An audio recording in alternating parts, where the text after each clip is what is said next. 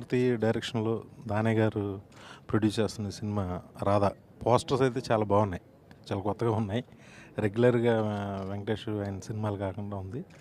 Super hit అవ్వాలని కోరుకుంటున్నాను. Thank you. గీతాట్ cinema ప్రస్తుతం మారుతి చేస్తున్నాడు కనుక నేను మారుతి గురించి చెప్పాలి.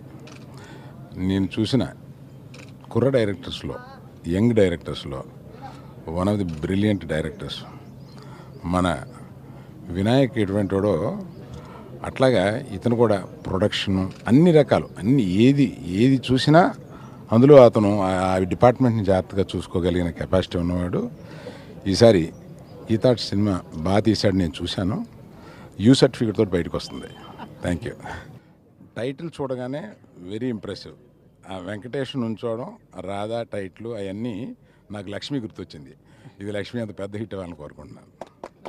గీతాట్స్ బ్యానర్లో ప్రస్తుతానికి కొత్త జంట ఫినిష్ చేసుకున్నాను. జనవరి 12తో నా షూటింగ్ కంప్లీట్ అయ్యింది.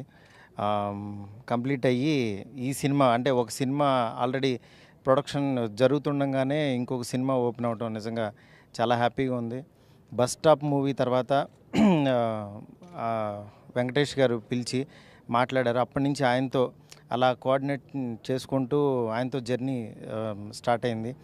బట్ ఈ రాధా సబ్జెక్ట్ అనేది ఆయనకి అప్పట్లో ఒక చిన్న పాయింట్ అనుకున్నానని చెప్పాను. ఇక నా మీద నమ్మకంతో ఆయన ఎప్పుడు కూడా కథ అడగలేదు ఆయన. ఇక దాంతో నేను వర్క్ చేసుకుంటూ వెళ్తున్నాను. బట్ కొత్త జంట చాలా బాగా వచ్చింది. డెఫినెట్గా అది అరవింద్ గారు ఇచ్చిన బ్లెస్సింగ్స్. నెక్స్ట్ గీతాట్స్ బ్యానర్లో క్లీన్ ఫిల్మ్ తీయాలని తీసిన సినిమా డెఫినెట్గా చూస్తారు. నేను చెప్పడం కంటే కూడా నా పని మాట్లాడుతుంది.